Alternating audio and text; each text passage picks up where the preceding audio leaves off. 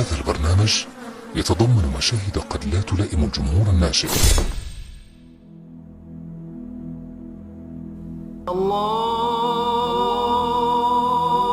أكبر. ما كان سهل عليا نبدا هذا الفيديو خصوصا في الظرفيه الراهنه، لذلك قررت نبدا بالخطاب الملكي.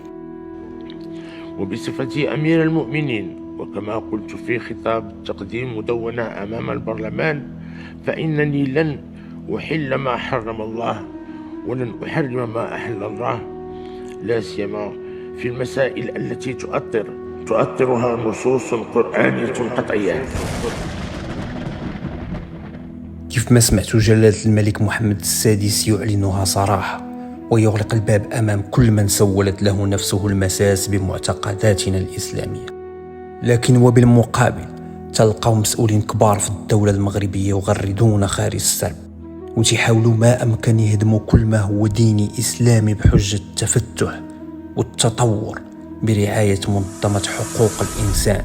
العلاقات عدم تجريم العلاقات الرضائية في المجال الخاص، في الفضاء الخاص. في الفضاء العام يجب أن نضع بعض الشروط، ويبدو أن خفضنا من حجم العقوبة، ولكن نرغب في أن نحافظ على احترام الواجب والتوافق الواجب داخل الفضاء العام. أما الفضاء الخاص ففي الحقيقة ألغينا النص، اتجهنا نحو إلغاء النص الذي يجرم العلاقات في الفضاء الخاص.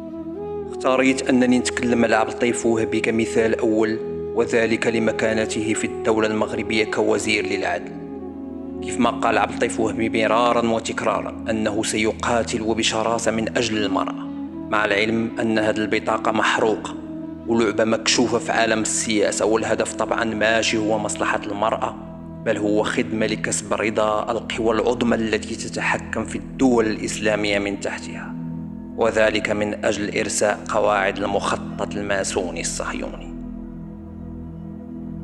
وزير العدل يعلم جيدا أن العلاقات الرضائية ماشي حل، لأنها وببساطة خربت كل المجتمعات اللي تبنات هذه الفكرة الشيطانية، والتي تهدف في الأساس إلى تدمير الأسرة، الأساس الأول للتربية. لكنه يحاول بكل ما أوتي من قوة كيف ما قلنا سابقا لإرضاء الغرب، وذلك من أجل المكانة دياله فقط، لا من أجل المرأة ولا حقوقها ولا المجتمع المغربي. قل يا قوم اعملوا على مكانتكم إني عامل فسوف تعلمون من تكون له عاقبة الدار إنه لا يفلح الظالمون.